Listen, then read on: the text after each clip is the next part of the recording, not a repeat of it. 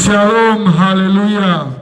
Tema firman Tuhan, Papa saja yang keibadah. Saudara, kita sering mendengar paling banyak yang terjadi di dalam keluarga, Mama sudah ya yang keibadah. Papa ini capek, ada lembur, Papa ada rapat, besok lagi mau bangun pagi-pagi, Mama sudah ya yang ibadah.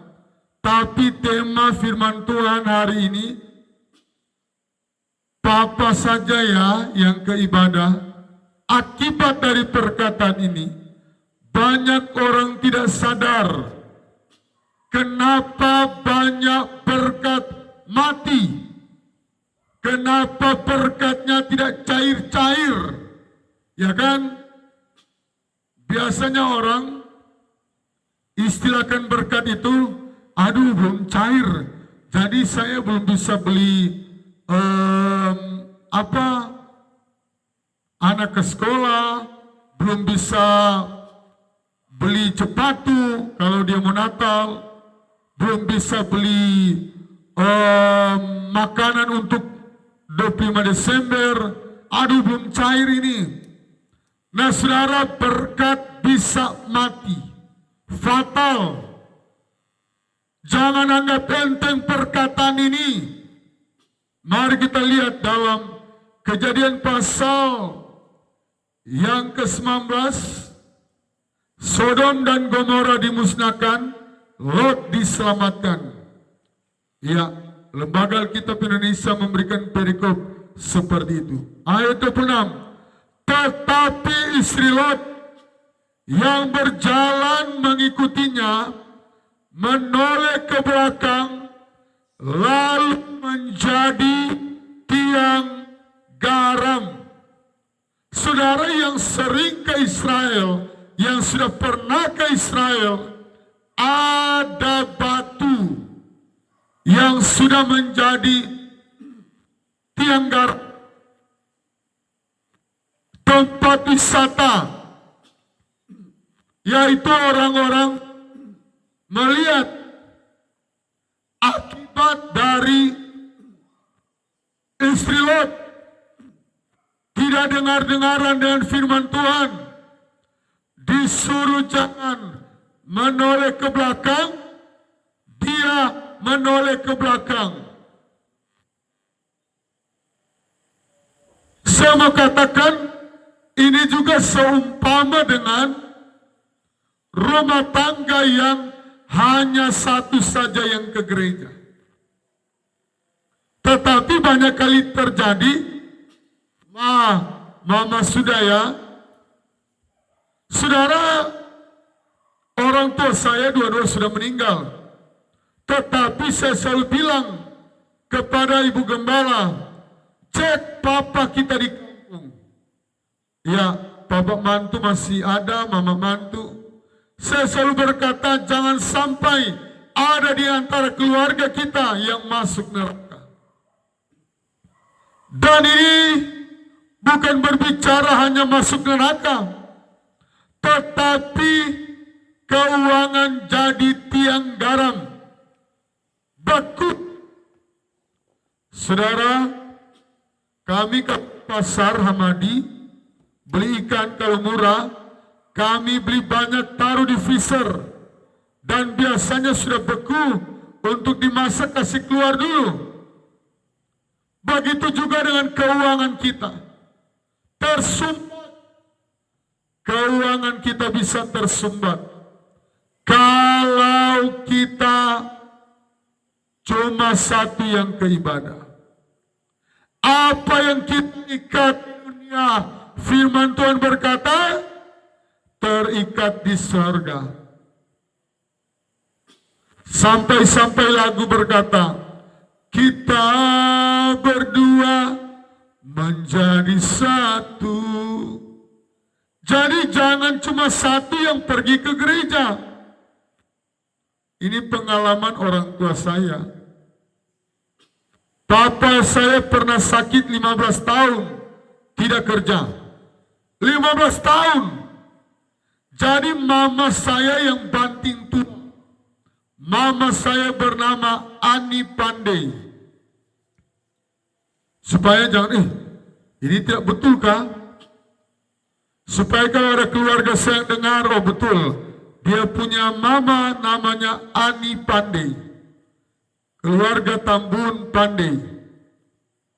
Kalau saya mau beli sesuatu, mau beli baju sekolah, mama saya bilang begini, Fani, ngana kasiang so lihat mama punya susah. Sapi biasanya dua yang tarik. Biasanya kalau di kampung-kampung, kalau mau bawa kelapa, yang tarik kelapa itu bawa di rumah itu, semua sapi itu ada dua sapi yang tarik beban yang ada di belakang. Kalau di tahun-tahun 70-an, 80-an, roda-roda sapi itu ada. Sekarang cuma mama yang bekerja. Jadi tidak boleh menuntut banyak di mama. Tidak boleh berharap banyak di mama. Jadi saya mau beli apa-apa tidak bisa beli. Mau beli sepatu tidak cepat. Tidak cepat ada seperti dua orang tua yang bekerja. Saya merasakan susahnya mama saya kerja. 15 tahun cuma mama saya yang bekerja.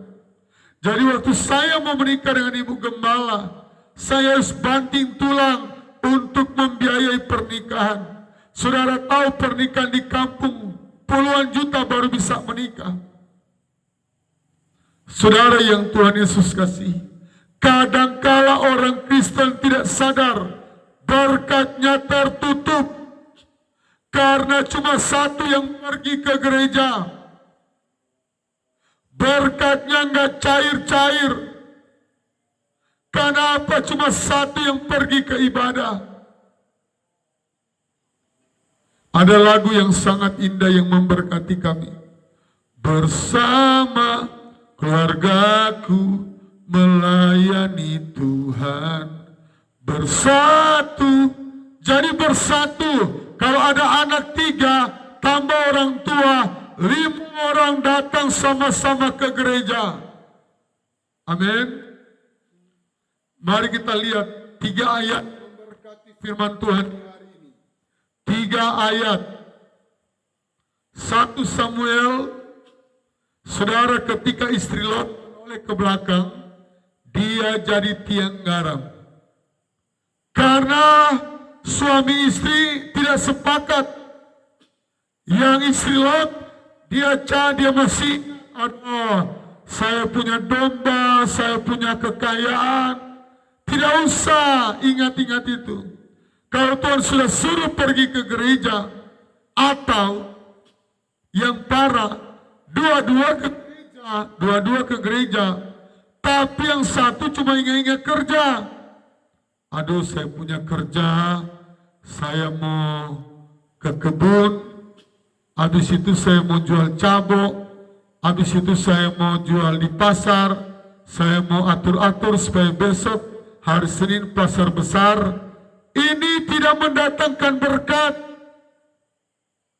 Berkatnya tidak full. Berkatnya cuma 50%. Ayat yang kedua, firman Tuhan hanya 3 ayat. 1 Samuel pasal yang ke-14, ayat yang ke-6. Berkatalah Yonatan kepada bujang pembawa senjata, mari kita menyeberang ke dekat pasukan pengawal orang-orang tidak bersunat ini. Mungkin Tuhan akan bertindak untuk kita, sebab bagi Tuhan tidak sukar menolong, baik dengan banyak orang maupun dengan sedikit orang. Bagi Tuhan tidak sukar untuk menolong dengan banyak orang atau sedikit orang. Iman harus sama-sama. Jangan istrinya imannya tinggi sekali, suaminya punya iman di paling bawah, suaminya punya iman. Sama-sama harus sama rata kalau boleh. Minimal BBT. Kalau istrinya punya iman 100, kalau boleh suaminya paling rendah 95. Kalau dia lari jauh, bagaimana pergumulanmu dijawab Tuhan? Bagaimana berkat besar datang di rumah tanggamu? Ya kan? Saudara, ini peristiwa perang yang sangat aneh. Disinilah Alkitab mencatat perikopnya, kepahlawanan Yonatan. Berbahagialah yang menamakan dirimu Yonatan dari orang tuamu, atau yang mencari nama anak laki-laki, nama Yonatan keren sekali.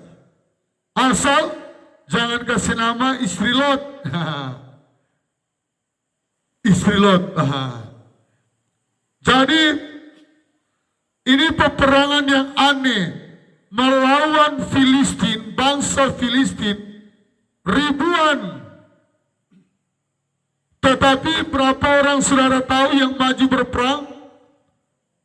Yonatan dan cuma dengan bujangnya. Ini gambaran dari suami istri. Kalau suami sudah berkata, maju, kita buka usaha minggu depan. Jangan istri berkata, Pak, mau ambil uang dari mana Pak?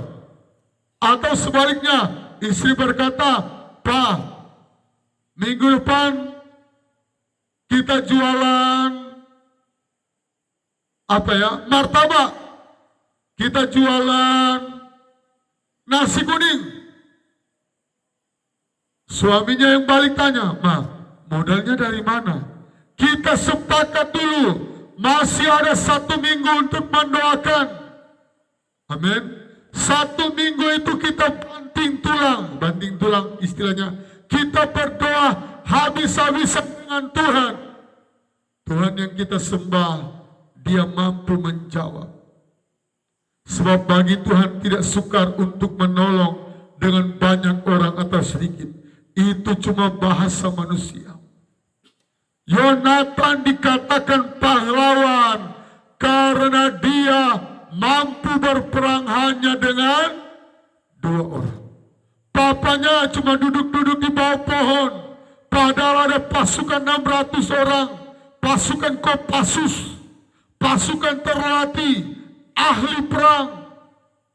Tetapi ahli perang tidak menjadi jaminan. Amin. Tetapi apa yang dilakukan oleh Yonatan, dia maju bersama dengan bujang pembawa senjatanya. Jadi Yonatan ada di depan, di belakang ada bujangnya yang bantu dari belakang, yang backup dari belakang. Usahakan istrimu, istri pemirsa, harus backup suami dari belakang. Ketika suami sebagai pemimpin berkata, kita buka usaha nasi kuning. Jangan istri berkata, Pak, kita buka usaha kue saja. Wah, ini mana yang benar? Pemimpin dong yang kita dengar. Ya kan? Jadi, kalau kita membaca satu perikop ini, ketika ada yang lolos tidak sempat dibunuh oleh Yonatan, bujangnya yang dari belakang dia yang bunuh. Wow, luar biasa. Duet maut yang luar biasa. Peperangan yang paling aneh yang dicatat dalam Alkitab. Saul yang sudah terbiasa perang, takut. Panglima perang, takut. Tetapi Yonatan, dia mampu menunjukkan bahwa Allahnya orang Israel, Allah yang saya dan saudara sembah, Allah yang dahsyat, Allah yang membelah lautan. Ayat yang terakhir, ayat yang ke-7. Lalu jawab pembawa senjata itu kepadanya, lakukanlah niat hatimu itu, sungguh Aku sepakat. Wow. Kata sepakat ini penting sekali terjadi dalam rumah tangga. Kalau suami ke gereja, istri harus ke gereja. Kalau istri ke gereja, suami harus ikut. Dan maaf bicara ya, kadangkala kalau cuma suami yang ke gereja, istri di rumah itu sudah ada yang goda. Atau sebaliknya, iblis suka menggoda, iblis suka menghancurkan keluarga. Kami alami, suaminya rajin ke gereja, suatu saat istrinya digoda oleh berondong. Dia suruh suaminya kerja di pedalaman Papua. Pak, kerja di pedalaman Papua, gajinya besar, gajinya gede. Tetapi dia sendiri lagi enak-enak dengan berondong. Makan daging, makan soto Makassar, kondisi supaya kuat. Suaminya mati-matian kerja di pedalaman Papua. Dia suruh, Pak, kerja di sana, Pak. Gajinya besar. Usahakan kita pergi ke gereja berdua-duaan. Sebagaimana pacaran kita selalu berdua. Mari pertahankan ke gereja. Dan kalau engkau sudah punya anak, usahakan 100% pergi ke gereja. Supaya berkat full. Kalau cuma satu yang ke gereja, ibarat berkat cuma 30 kali ganda. Ada 3 kategori berkat yang dicatat oleh Alkitab. Tetapi kalau suami istri yang datang berjalan sama-sama ke gereja, berkatnya 100 kali lipat. Saya baca ayat yang ketiga, ayat yang terakhir. Lalu jawab pembawa senjata itu kepadanya, lakukanlah niat hatimu itu, sungguh aku sepakat.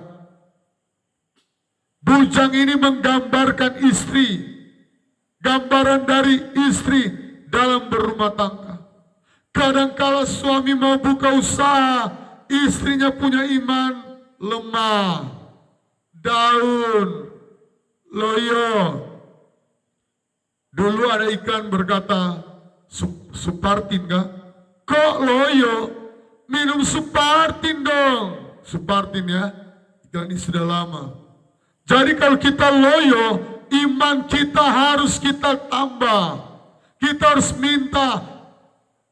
Alkitab berkata, murid-murid pernah berkata, Tuhan tambahkanlah iman kami.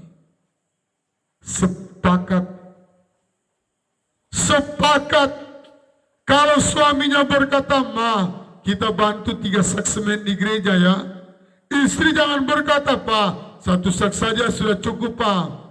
Wow, berkatmu akan berkurang-kurang. Tapi kalau suami berkata, Ma, kita korbankan 3 sak semen ya. Istri berkata, oh Pak, jangan cuma 3 sak, kalau perlu 5 sak. Sesuai dengan berkat kita. Kalau kita berkata seperti itu, kalau kita naikkan level pemberian kita, berkat yang luar biasa. Berkat yang bertimbun-timbun ketika Hizkia mengajari kepada bangsa Israel bahwa berkat yang besar, dia berkorban tiap hari Sabat, tiap hari raya, dia memberikan teladan.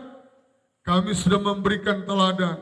6 orang anak kami persembahkan kepada Tuhan untuk menjadi gembala.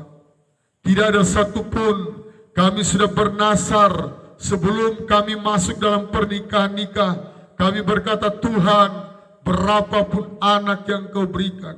Saudara kalau mau pilih jadi anggota dewan, oh enak. Anggota dewan gajinya 50 juta kalau tidak salah, baru anggota dewan kota. Belum dia bonus-bonus. Jadi pengacara, jadi dokter, wow DP gaji puluhan juta. Belum dia punya tetapi mari kita sepakat dan mari kita bersama-sama datang ke rumah Tuhan. Jangan pakai istilah mama sudah yang ke ibadah, papa sudah yang ke ibadah. Hapus perkataan itu, buang jauh-jauh. Cukup perkataan itu ada di orang lain, bukan ada di rumah tangga kita. Saudara, Yonatan menjadi pahlawan karena dia beriman dan maju hanya dengan 2 orang. Dan akhir dari peperangan itu, mereka baku bunuh. Ini belum ada pernah terjadi peperangan yang baku bunuh, tetapi orang-orang Filistin baku bunuh. Saudara, kalau saudara melihat salah satu catatan sejarah, musuh terberat bangsa Israel adalah orang Filistin. Berulang-ulang kali Saul mau membuat pertempuran Daud berperang dengan orang Filistin supaya Daud terbunuh karena Saul iri dengan Daud.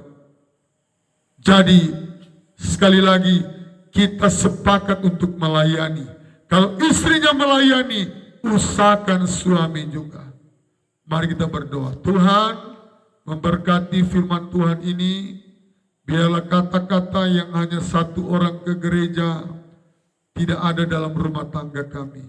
Kalau boleh seisi rumah kami, sebagaimana kenapa Yosua dia diangkat menjadi pemimpin Israel yang paling sukses. Salah satu karena dia berkata, aku dan seisi rumahku akan beribadah kepada Tuhan. Terserah bangsa Israel mau ibadah atau tidak. Yang terpenting saya sebagai pemimpin, saya mau membawa keluarga saya seisi rumah ke rumah Tuhan.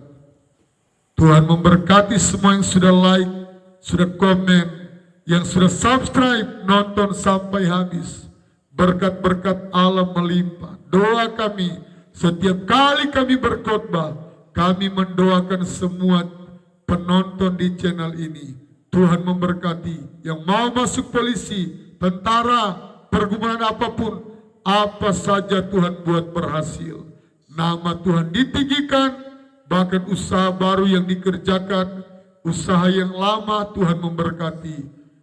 Berkat segala penjuru, timur, utara, barat, selatan, Engkau memberkati.